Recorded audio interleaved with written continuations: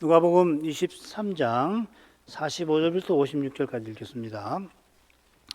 성소의 휘장이 한가운데가 찢어지더라. 예수께서 큰 소리로 불러 가라사대 아버지여 내 영혼을 아버지 손에 부탁하나이다 하고 이 말씀을 하신 후 운명하시다.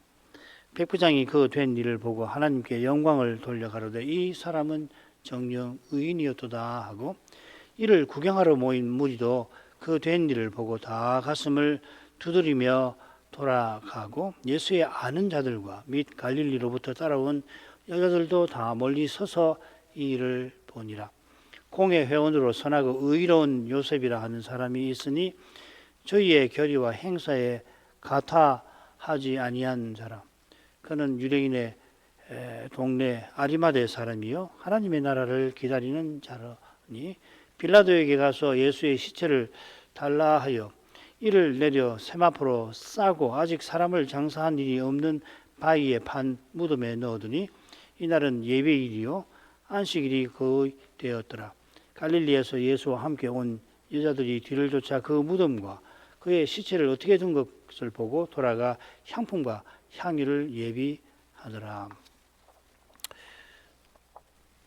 주님께서 십자가에 달리신 중에도 하나님의 뜻을 신실히 이루어 가십니다. 심지어 군병들과 무리와 간원과 한평 강도에게 조롱, 모독, 비방을 받으시는 그 일을 통해서 특별히 이 메시아의 고난에 관한 그 시편의 말씀을 성취하십니다. 더욱이 사람이 견디지 못할 고통 중에서도 주님께서는 한편 강도를 구원으로 이끄십니다. 지난 시간 이어서 계속 생각하죠.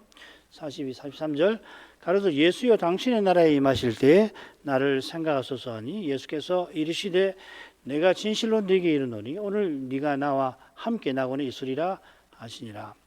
한편 강도가 예수님을 불러서 나를 생각하소서 하고 구합니다.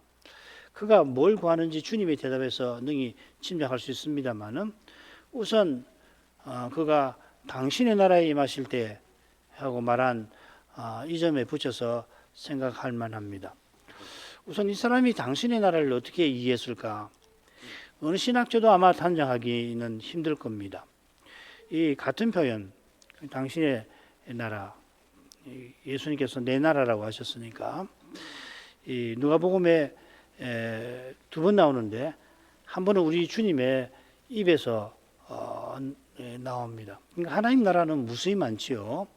성경에 또 누가복음에도 하나님의 나라는 무수히 많이 나오는데 예수님의 나라는 세 번 나옵니다. 어디 나오냐면 22장 29절 30절 내 아버지께서 나라를 내게 맡기신 것 같이 나도 너희에게 맡겨 너희로 내 나라에 있어 내 상에서 먹고 마시며 또는 보좌에 앉아 이스라엘 12지파를 다스리게 하려 하노라. 이 경우가 지금 살피는 사건 직전에 언급된 하나님 나라가 무수히 언급되는데 이 나라라고 하는 말이 이 지금 십자가에 달려 돌아가시기 직전에 나오는데 이렇게 나옵니다. 굉장히 주목할 만하죠. 그러니까 누가는 마치 한평 강도가 이 말씀을 강도가 마치 듣고 깨닫는 것처럼 그렇게 말하는 것처럼 기록을 하고 있는 셈이죠. 그렇죠? 그러나 이 사람이 주님의 말씀을 듣지 않았을 텐데 그 자리에 있지 않았을 텐데 하나님 나라를 당신의 나라라고 표현할 만한 계시가 예적부터 있었습니다. 이 계시가 우리 주님 탄생 시에 가브리엘이 이 마리아에게 전한 말씀에 이렇게 요약되어 있습니다. 누가복음 1장 32, 33절 저가 큰 자가 되고 지극히 높으신 이 아들이라 일컬을 것이요 주 하나님께서 그 조상 다윗의 위를 저에게 주시리니 영원히 야곱의 집에 왕노릇 하실 것이며 그의 나라가 무궁하리라. 이 메시아의 나라죠. 구약 계시에 따르면 오실 메시아는 다윗 자손이고 다윗 위에 영원히 앉아 통치할 분이십니다. 메시아가 세상에 오실 때 하나님 나라가 설 텐데 그 나라는 이 메시아의 나라이기도 하다는 거죠. 비방한 해학자가 네가 그리스도가 아니냐 한 것처럼 회개한 이 사람도 예수께서 그리스도이시라는 말을 들어 알고 있습니다. 언제 들었을지, 전에 얼마나 알았을지 도저히 알 길이 없지만은 함께 십자가에 달리신 예수님에게서 거룩한 영광이 비칠 때에 성신께서 그 영광을 보게 하신 까닭에 이 사람이 이런 구약의 계시를 생각하고서 당신의 나라를 말했을지 모릅니다.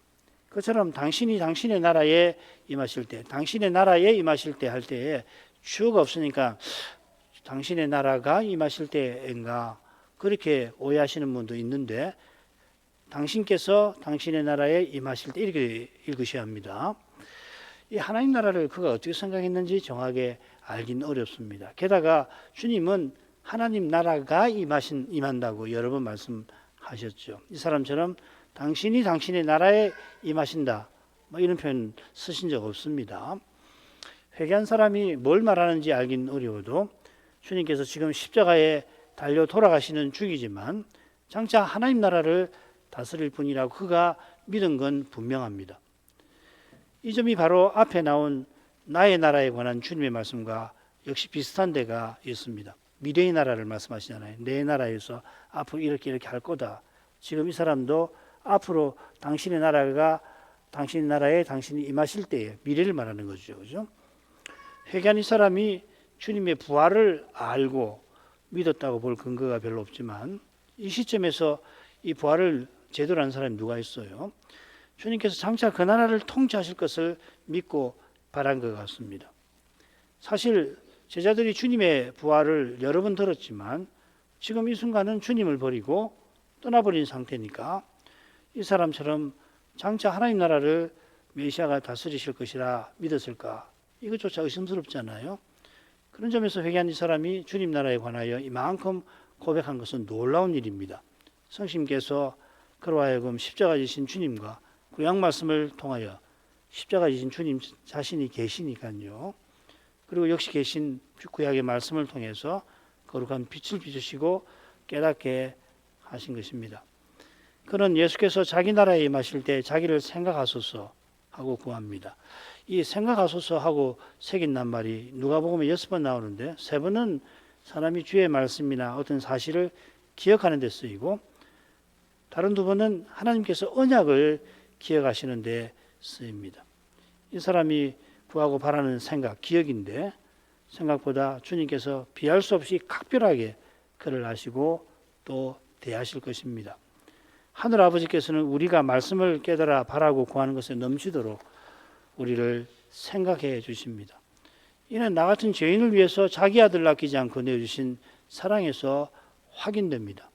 어머니가 젖 먹는 자기 자식을 어떻게 잊겠습니까마는 그리고 그 어린 자식을 긍휼히 여기지 않을 리가 없겠습니다마는 세상이 너무도 이상해져서 혹시라도 만에 하나라도 어머니가 품에 젖 먹는 자기 자식을 잊어버리는 그런 일이 일어날지라도 나는 너를 잊지 아니할 것이라.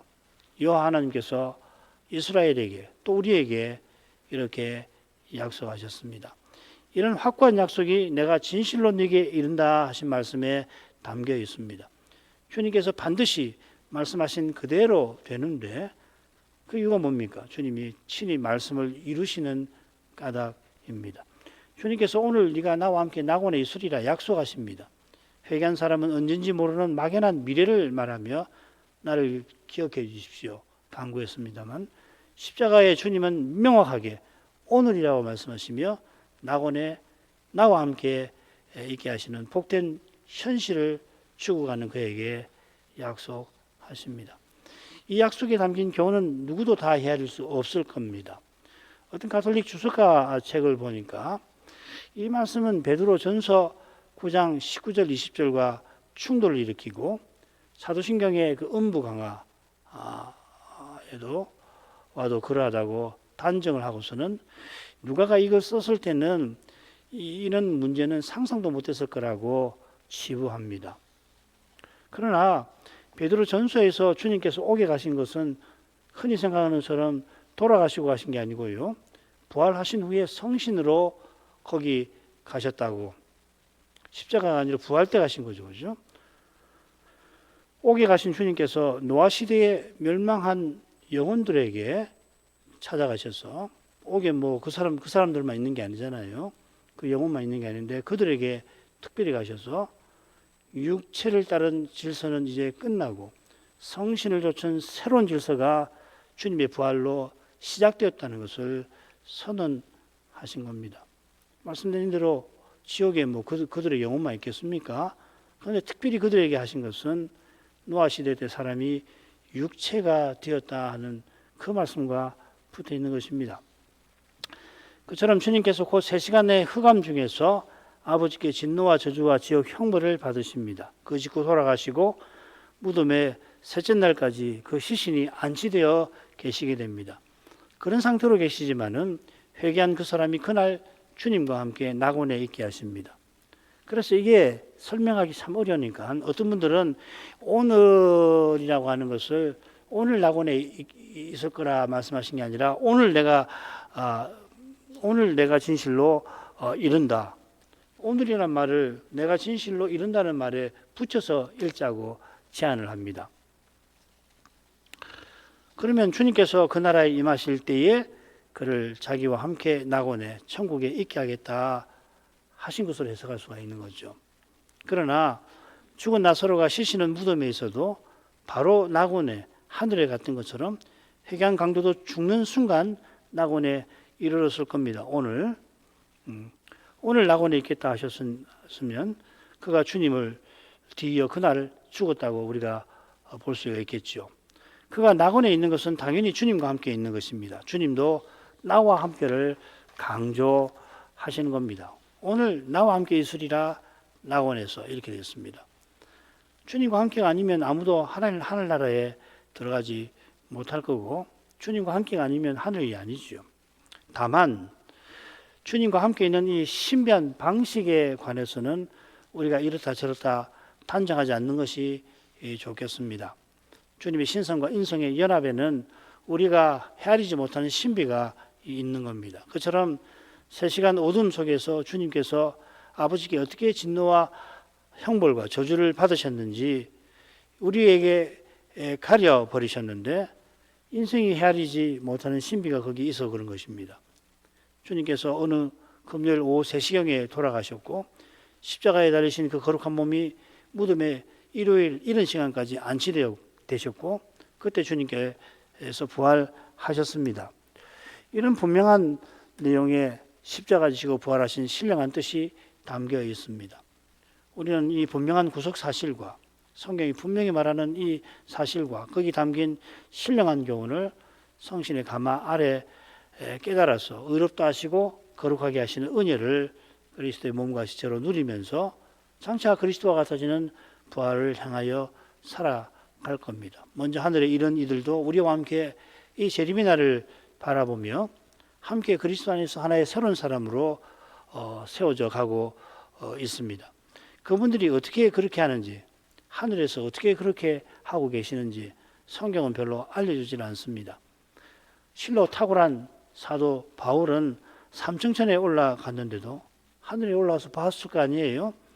놀랍게도 하늘에 이런 신자의 상태에 대해서 누구보다도 말을 아낍니다. 그리스도 안에서 잠자고 있는 상태로만 늘 언급합니다. 아마도 삼층천에서 성신의 특별한 감화를 받아 신비한 일들을 보고 들었지만은 사람의 언어로 말할 수 없는 점 때문에 자제하셨을 겁니다. 그분이 십자가와 부활 사이에 주님께서 신성과 특별히 인성과 관련하여 이 3일 동안 정확히 어떤 상태에 계셨는가 알려고 무리하게 사변을 펼치지 말고 주께서 하신 그 말씀에서 주님의 신실하심과 이 인내하심을 우리가 마음에 새기는 게 좋을 것입니다. 내가 진실로 너에게 이르노니 오늘 네가 나와 함께 낙원에 있을 것이라. 44절로 가죠.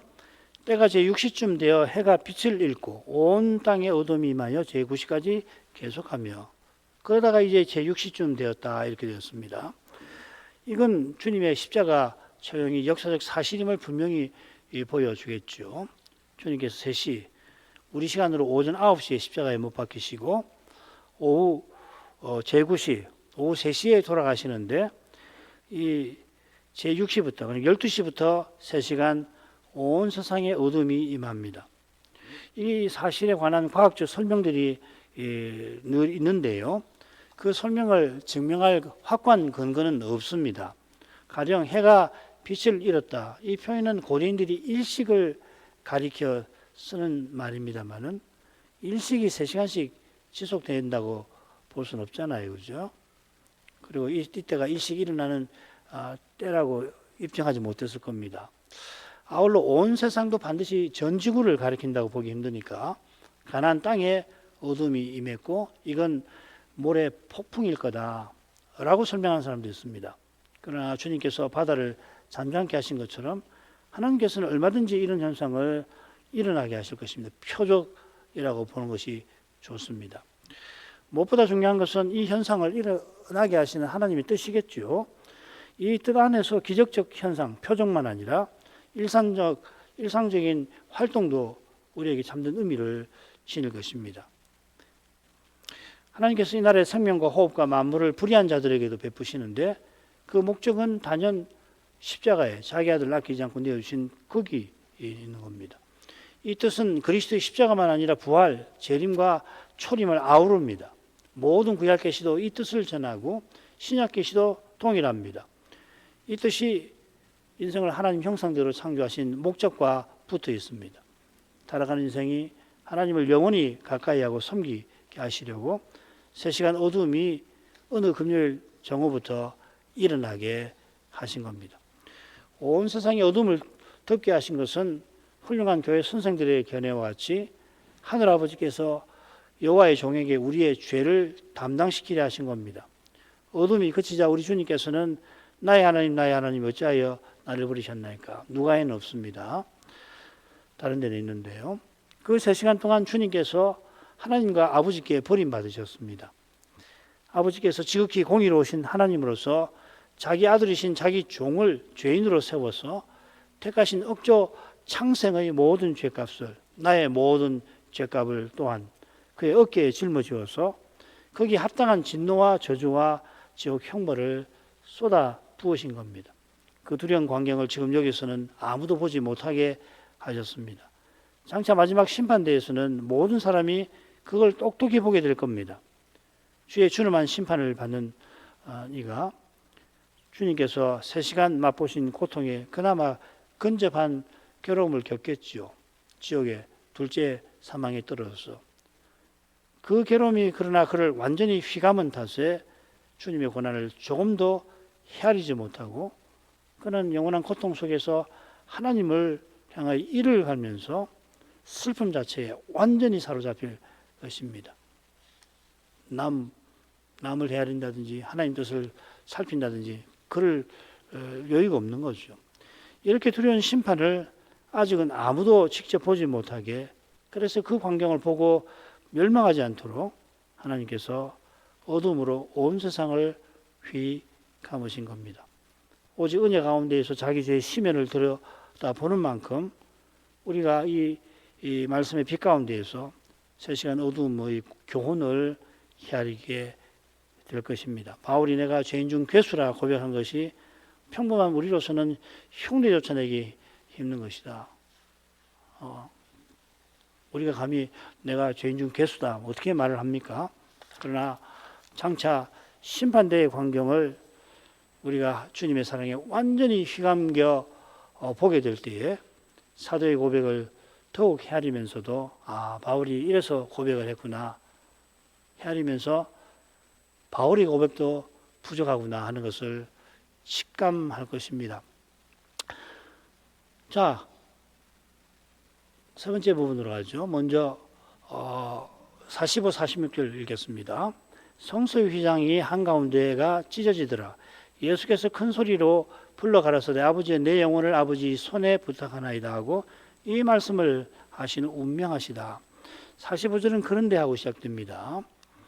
성전 지성소 앞에 휘장이 가운데가 찢어집니다. 이건 제사장만 확인할 수 있죠. 제사장이 확인하고 그 소식이 이후에 퍼졌을 겁니다. 그처럼 그 일이 일어난 시점이 주님이 운명하신 때라고 하는 것도 나중에 확인이 됐겠죠. 그죠? 나중에 맞춰보니까 그때구나.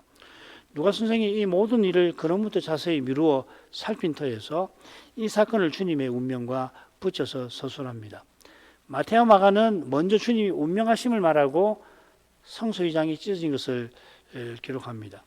이 두 사건이 동시에 일어나는데 누가는 다른 순서를 택하는 거죠. 그 이유를 잘 알기는 어렵습니다. 다만 동시에 일어났을 두 일 사이에 주님의 기도가 나옵니다. 누가는 거기다가 주님의 기도를, 이건 누가에만 나오는 거잖아요. 아버지 내 영혼을 아버지의 손에 부탁합니다. 이 말씀이 시편 31편 인용입니다. 시인이 원수에게서 건짐 받은 것을 기억하고서 지금 당면한 죽음의 현실, 여전히 이 원수들로 말미암은 고난의 현실 가운데서 내 영혼을 부탁합니다. 주의 손에 부탁합니다. 합니다. 이번에도 원수의 공격에서 죽음에서 벗어나게 해달라는 부탁이죠. 우리 주님의 간구는 조금 다릅니다. 근원적으로 다른데 주님께서 이제 맛보시는 그 죽음을 통해서 사망의 죽음을 구하신 데 있습니다. 히브리서 2장 14절이죠. 그죠? 사망으로 말미암아, 이 사망은 주님의 사망입니다. 사망으로 말미암아 사망의 세력 잡은 자 마귀를 없이 하시며 장차 사망과 음부가 둘째 사망에 던져질 것입니다. 아버지께서 그리스도 이 간구를 받으셔서 그를 부활에 이르게 하실 것이죠. 여기에 구약 시인이 여호와의 손에 자기 영혼을 부탁한 목적도 있을 겁니다. 시편 31편 21절부터 24절에 그 목적이 나옵니다. 이 목적이 십자가를 통하여 이루어질 것이 주님께서 운명하실 때 휘장이 찢어진 사건을 통해서 드러나는 겁니다. 그래서 히브리서는 이렇게 교훈하죠. 그 길은 우리를 위하여 휘장 가운데로 열어놓으신 새롭고 산 길이요 휘장은 고초의 육체니라. 그리스도의 십자가로 우리가 하나님께 영원히 나아갈 길이 열린 것입니다.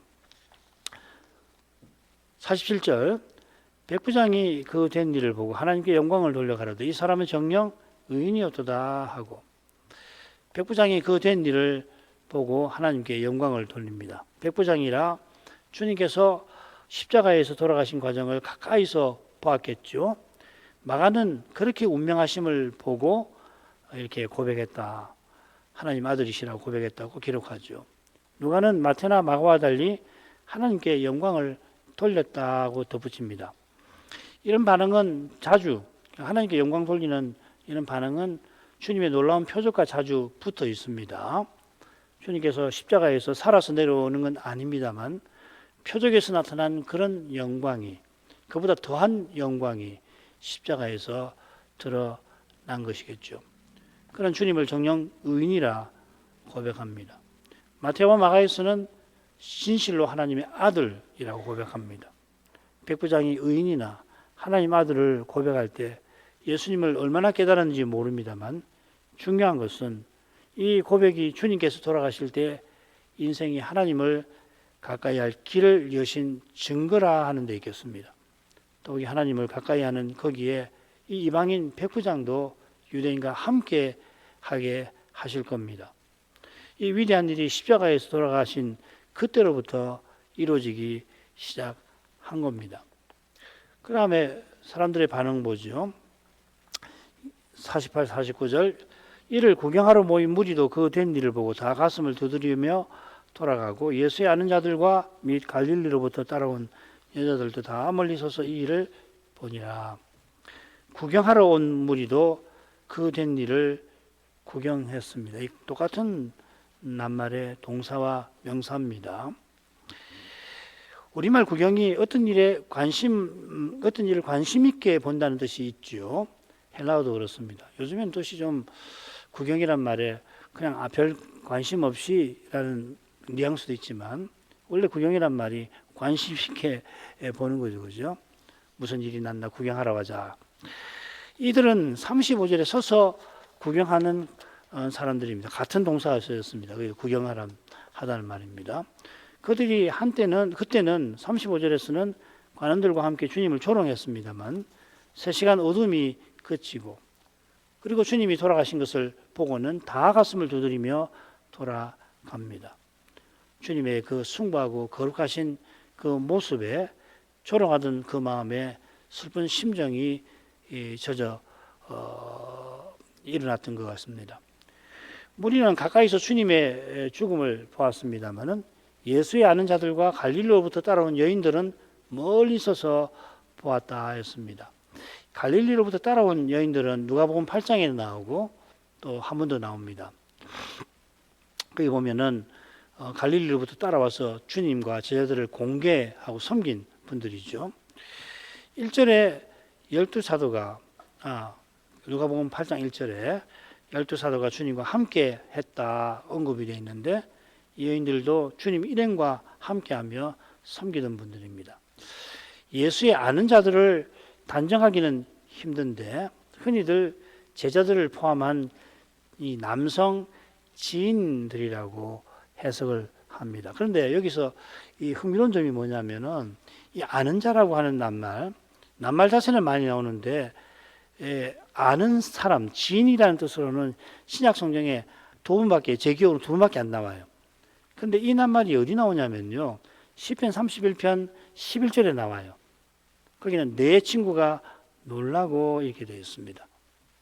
무슨 말이냐면 누가는 왜 시편 31장에 나오는 이 낱말을 여기 썼을까? 왜 썼을까 하는 거예요. 시인이 고난당할 때 그 친구들이 놀라며 멀리했다고 시편 31편에 되어 있습니다. 바로 이것이 누가 선생이 신구약 성경에 드물게 나오는 이 낱말을 이 지점에 쓴 의중을 넌지시 보여줄 것입니다. 쉽게 말해서 이들이 멀리서 바라본 것을 어떻게 이해해야 되느냐 이 말이죠. 그죠? 긍정적으로 이해해야 되나 부정적으로 이해해야 되느냐. 시편을 고려하면 부정적이라 이 말이죠. 간단하게 설명드리면은 참 어렵습니다. 설명하기 어려운데 시편 31편에 이 낱말이 나왔다는 거, 그 낱말을 이 드문 낱말을 여기 썼다는 것은 부정적으로 썼다 이 말이죠. 주님께서 누구보다 이들을 위하여 십자가를 지지 않았습니까? 이 세상에서 가장 가까운 이들이 십자가에 진 주님을 지금은 멀리합니다.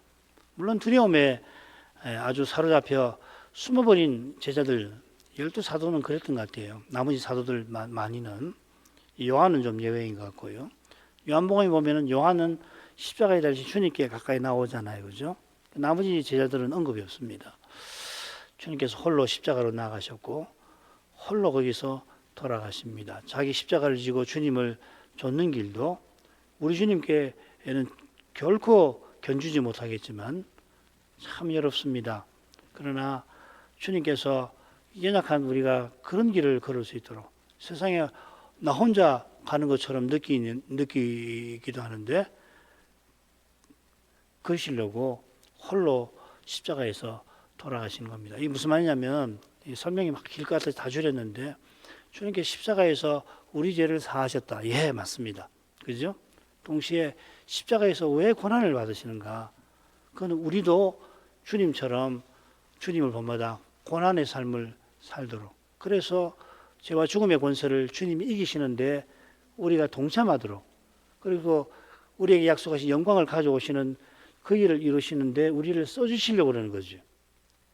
이런 이야기를 평소에 이야기를 해서 줄였습니다만은 쉽게 말하면은 이 연약한 우리도 그때로 돌아가면 주님을 얼마나 가까이 했겠어요. 우리 가운데 목숨을 무릅쓰고 주님 곁에 가서 죽었으면 죽었지 주님 가까이 가서 뵈야지. 그런 사람 몇이나 있었겠어요.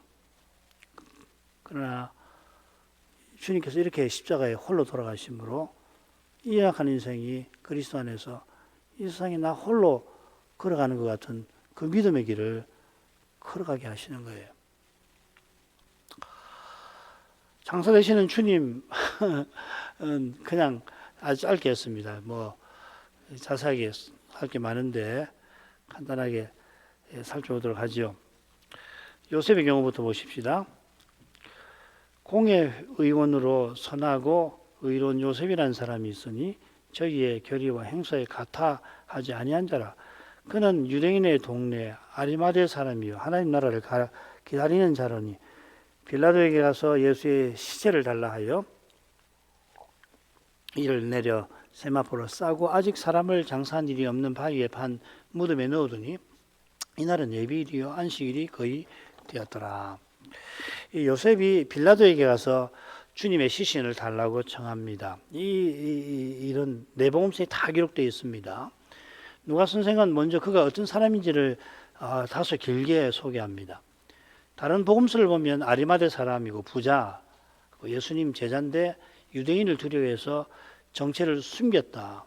그래서 이 시점에 와서 당돌하게 시신을 달라고 청했다 이렇게 되었습니다. 반면에 누가는 공회 회원이고 선하고 의로운 사람이고 공회의 결의와 행사에 동조하지 않고 하나님 나라를 기다린 자라고 매우 긍정적으로 소개합니다. 이런 거 다 생각해 볼 만해 하죠. 요셉에 관한 소개는 바로 앞서 이방인 백부장이 주님을 의로운 사람이라고 고백한 사실과 연결이 되고요. 한편 강도가 당신의 나라에 임하실 때 하고 간구하는 사실과도 붙어 있죠. 한편 강도처럼 요셉은 하나님 나라를 기다리면서 주님처럼 언약을 쫓아 살아가는 겁니다. 그는 주님을 선한 선생님이라 부르며 영생 얻는 길을 구하던 청년 관원과 비교됩니다.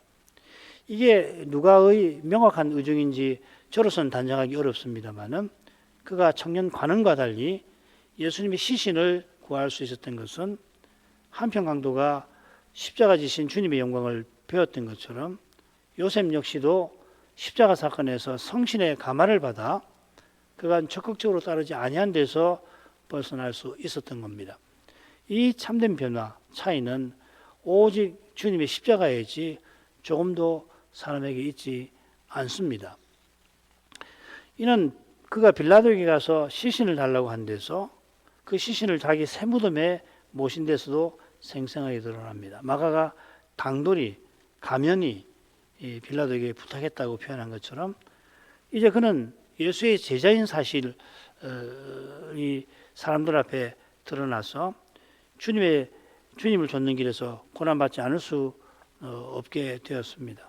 어떠한 고난도 달게지려는 그런 구약의 거룩한 예언이 성취되는 거기에 이처럼 쓰임을 받은 거죠. 이사야 53장 여호와의 종의 노래에 나오는 유명한 그 예언 말이에요. 그 예언을 이루시는데 요셉이 쓰임을 받은 거죠. 그 다음 여인들입니다. 갈릴리에서 예수와 함께 온 여자들이 뒤를 쫓아 그 무덤과 그의 시체를 어떻게 둔 것을 보고 돌아가 향품과 향유를 예비하더라. 계명을 쫓아 안식일에 쉬더라. 요셉이 주님의 시신을 안치한 때가 예비일입니다. 이건 금요일이란 말이죠. 안식일 전날이란 말입니다. 안식일 준비하는 날. 주님은 금요일 오후 3시에 돌아가시고 일요일 이른 새벽에 부활하셨습니다. 예비일에 요셉처럼 주님의 장사를 위하여 마음 기울인 사람들이 있습니다. 그들은 갈릴리에서 예수와 함께 온 여인들입니다. 이들은 요셉처럼 예수의 제자인 것을 숨기지 않고 지금껏 주님과 함께하던 분들입니다. 마음이야 요셉 못지않게 시신을 정성껏 모시려 했겠지만 그를 처지나 형편이 되질 못합니다. 빌라도에게 갈 형편이 위치가 되지 않습니다. 대신 그들은 안식일 되기 전에 시신을 보존할 향품을 준비합니다.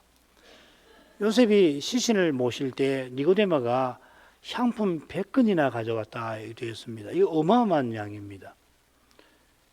유대인의 그 문헌을 참조하면 이 정도의 향품은 100명의 왕들보다 나은 인물을 기리는데 씁니다. 만왕의 왕께는 그러나 미치지 못할 뿐 아니라 주님이 죽으신 뜻에 사실은 심히 부족하지요. 주님이 죽으신 것은 부활하시기 위함입니다. 하지만 주님께서 마리아가 향유 부어드린 그 일이 내 장사를 위한 거다 하고서 그 귀한 옥합을 부어드린 일을 기쁘게 받아주신 것처럼 틀림없이 이 여인들의 순수한 사랑을 하늘아버지께서 외면하시지 않았을 것입니다. 요셉이 주님의 시신을 새 무덤에 안치한 일이 예언을 이루는 데 쓰임을 받게 하셨듯이 이 여인들의 행위를 미련하다, 괜한 일 했다 책망하지 않으시고 종종 그런 해석을 하시는 분들이 있습니다. 그렇잖아요, 그죠? 부활하실 주님께 무슨 향품을 시신이 부패하지 않도록 냄새나지 않도록 하는 거 아니에요? 얼른 보면은 이게 참 괜한 일 같이 여길 수 있는데 저는 아무리 생각해도 마리아의 일을 생각하면 주님이 마리아가 내 장사를 준비하였다 아주 기뻐하시면서 그의 헌상을 받으셨거든요. 그 자리에서 제자들이 이 마리아를 막 비난하지 않았어요. 이 비싼 걸 가장 비난하는 사람이 가룟유다죠. 가난한 사람들을 구제하는 데 쓰지 허비하느냐 했을 때 주님이 그렇게 하지 아니하셨거든요. 그들의 순수한 사랑이 성경을 통해서 우리 마음에 전해지게 하신 줄 믿습니다. 이런 데서 십자가와 부활이 얼마나 놀라운 사건인지 모를 수 없습니다. 우리가 이 사건을 이미 알고 있습니다만 부활하신 그리스도께서 십자가 지신 뜻에 얼마나 합당하게 행하는지 우리가 생각할 때마다 참 주님 앞에 늘 송구할 따름입니다. 주님께서 부활 후에 도마에게 네가 나를 본고로 믿느냐 보지 못하고 믿는 자들은 복되도다 하신 것처럼 성신께서 이 복음의 말씀과 더불어 역사하시는 거기에 우리의 참된 믿음이 있고 이 믿음에서 여인들의 순수한 사랑이 나오는 겁니다. 이 순수한 사랑만이 날마다 자기를 부인하고 십자가를 지고 주님을 좇게 할 것입니다. 부활 후에 이 여인들이 과연 그렇게 했겠죠? 우리도 이 주님의 십자가를 좀 더 깨닫고 날마다 깨닫고 십자가 지신 뜻에 합당하도록 주님을 전부로 모시며 살아갈 심정을 더 구해야 하겠습니다. 신학생들, 조사들에게 이런 복음을 꼭 전할 수 있도록 이 복음이 이 시대에 꼭 필요한 말씀으로서 전파될 수 있도록 주님의 은혜를 그들을 위해서 기도하겠습니다. 같이 기도하겠습니다. 거룩하신 아버지, 그리스도의 부활을 제대로 기념할 수 있게 먼저 주님의 순환을 살필 수 있도록 기회를 주셔서 감사드립니다. 부활이 십자가와 붙어 있듯이 주님의 십자가를 바르게 깨닫는 교회와 신자만이 부활하신 그리스도의 몸과 지체다없게 살아갈 수 있나이다. 예수께서 십자가에 달리시고 처음 3시간 군병과 무리와 관원과 한편 강도에게 비방과 회방과 조롱을 겪으셨는데 누가 선생은 주님께서 그러한 자리에서도 인생의 죄의 사함을 아버지께 간구하시고 또 한편 강도를 구원하신 것을 십자가의 죄인으로 매달리신 그분이 그 죄패에 기록된 대로 실로 유대인의 왕이신 것을 우리에게 교훈합니다. 당시 사람의 눈에는 오늘날이라도 성경을 읽는 많은 사람도 주님의 순한 기사들에서 얼른 주님이 얼마나 무력하셨는지 그래서 십자가 처형을 당하시고 사람들에게 가진 모욕을 당하시고 고통을 당하신 것을 얼른 생각하겠사오나 그러나 주님께서는 그저 힘없어 당하신 게 아니라 거룩한 능력과 지혜를 십자가 지시는 데서 해방 받으시는 데서 그런 처지에서도 중보자로서 기도하시고 구원의 일을 행하시는 데서 드러내셨습니다. 주님께서 십자가에서 돌아가시는 순간까지 심지어 죽으신 후에 무덤에 안치되시는 그러한 일까지도 하나님의 예언과 말씀과 약속을 따라 순종하신 일임을 기억합니다. 하나님이 그리스도를 통해서 말씀하신 대로 구원의 일을 이루셨나이다. 그리스도께서 이렇게 하신 것은 우리를 위하신 일임을 고백합니다. 바울은 이로써 하나님이 우리를 위하신다, 하나님이 우리 편이라 선언하고서 이런 우리를 누가 대적하리요 하였습니다. 하나님이 자기 아들을 아끼지 않고 내어주실 만큼 우리를 위하신다면, 우리 편이 되신다면 과연 그리스도 안에서 우리를 향한 그 사랑에서 아무 피조물도 우리를 끌어내지 못할 것이 없나이다. 이런 확신을 품고서 이런 확신을 선언하는 그 맥락에서 바울 사도는 자기가 날마다 도살할 양같이 된 것을 고백하였습니다.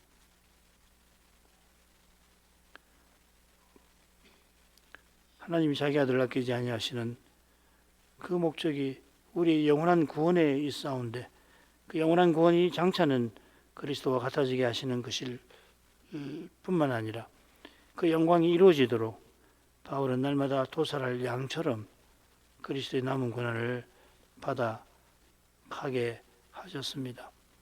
교회의 한 지체인 바울이 고난받은 그것이 모든 지체가 함께 고난받는 것이 되게 하셨고, 그러한 방식으로 그리스도의 남은 고난이 다 채워질 때 약속하신 영원한 영광에 우리 모두가 이르게 하시겠습니다. 아버지여, 십자가에 예수께서 돌아가시기 전에 그토록 모욕받게 하신 그 거룩한 뜻을 이제도 마음에 새겨서 그리스도를 인하여 오해와 미움을 받을 때에 주께서 명하신 대로 기뻐하고 즐거워할 수 있게 해주옵소서. 이러한 고난을 받아 주님의 손에 쓰임을 받게 하시려고 예수께서 우리와 비할 수 없는, 우리가 받을 수 없는 그런 고난을 십자가에서 받아주신 것을 고백합니다. 하나님 말씀이 거기서 얼마나 신비하게 실현되었고, 그처럼 주님을 쫓아가는 우리의 삶에서 또한 실현되어 나가는 것을 깨닫고 찬송하게 해주옵소서. 이런 믿음이 이 시대에 실로 절실하오니 주님, 이제도 아버지의 무한 자비하심을 겸손히 구합니다. 예수님 이름으로 기도합니다. 아멘.